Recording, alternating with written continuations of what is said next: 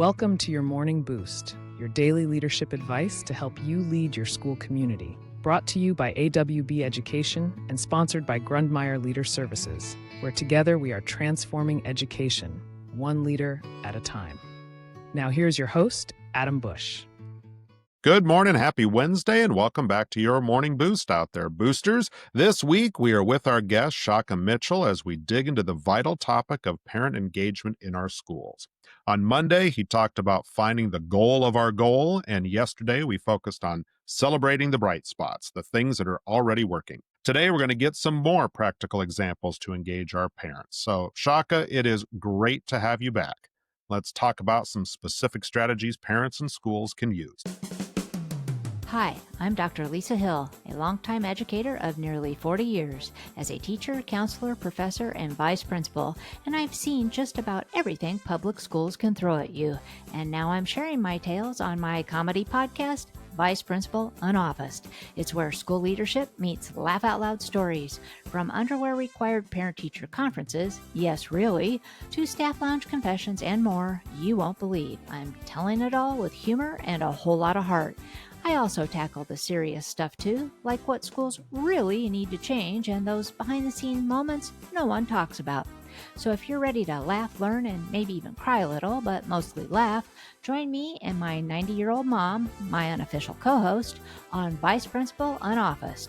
New episodes drop bi-weekly on Apple Podcasts, Spotify, or wherever you get your podcast fix. Trust me, this is one detention you'll actually look forward to.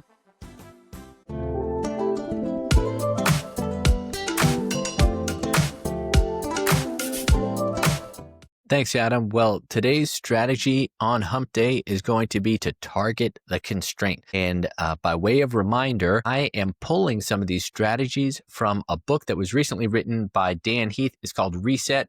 Here's the book. And today's, like I mentioned, is targeting the constraint. Well, targeting the constraint is all about identifying where in your system there might be a bottleneck or there might be a primary constraint, maybe 1, 2, 3 things that are really holding you back. Now, we've been talking about our goal of the goal here is to improve parent engagement. And so the thing we want to ask is, well, what's keeping parent engagement low? What's suppressing parent engagement? So I want to give some really practical examples. These are some things that you might identify in your school community. And let's say what we're talking about is a lack of parent engagement, and maybe it being back to school season, maybe that's evidencing itself in low numbers at a back to school night or meet the teacher night, that sort of thing. Well, let's think about what some of the constraints might be. Transportation.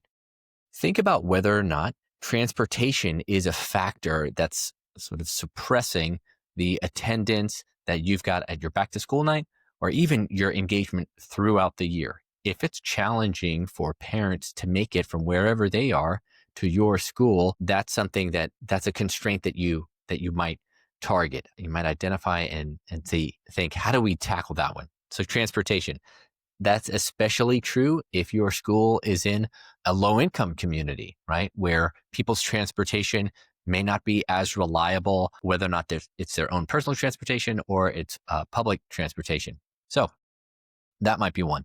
Another thing, work schedules. Far too many schools and school districts try to improve parent engagement by welcoming parents to the schools at hours that are really, really inconsiderate of things like work schedules. So on the one hand, it makes sense that the school might be open from, say, 7:30 until 3:30. On the other hand, most parents are working during those hours. So that's going to be really problematic. And that might be a major constraint when you're thinking about how to improve family engagement and parent engagement throughout the school year. If you're constantly having things at, say, 10:30 a.m., well, that's a little bit inconsiderate to families who need to be at work and maybe don't have full control over their schedules. That would be a major constraint. The last constraint that I'll mention, and again, these are going to differ for your individual school and your community, and so you want to target whatever that sticking point is in your own school community. But the last thing might be childcare. especially for families who have kids who are, say, toddlers or, under the age of 3. It might be really, really challenging for them to make it out if they are navigating sleep and nap schedules, if they're trying to find sitters or additional folks to watch their children so that they can come in for a whole night at school. That's going to be a big factor. So is that something that you can maybe even offer? If that's your constraint, maybe you can offer childcare at a back to school night to help improve family engagement. Again, when we're targeting the constraint, the whole idea is that you're going to look for what 1, 2, maybe 3 unique obstacles are in the way, preventing you from getting to the goal of the goal, so that you can tackle those things. You're not tackling everything at once, and hopefully you're going to see family engagement increase and improve over time.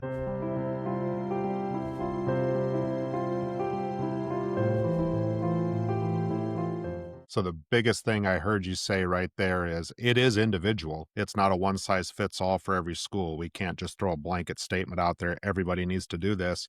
It's going to take a little bit of time for us to truly understand what our unique needs are for our district and then try to figure out how to tackle those. I think that's a really great message today. Well, thanks again. This has been a wonderful start to the week. We're halfway through. It's a big Wednesday for everybody, and I can't wait to see what we've got for 2 more days this week. I really appreciate Mr. Mitchell coming on your morning boost. Thank you, listeners, for listening to us, and we will talk with you again tomorrow. You have been listening to Your Morning Boost by AWB Education in partnership with Grundmeyer Leader Services. You can find out more about our services by clicking on the links in the description. Remember, you are doing this vital job that only a few can do. So until next time, thank you for your service to your community.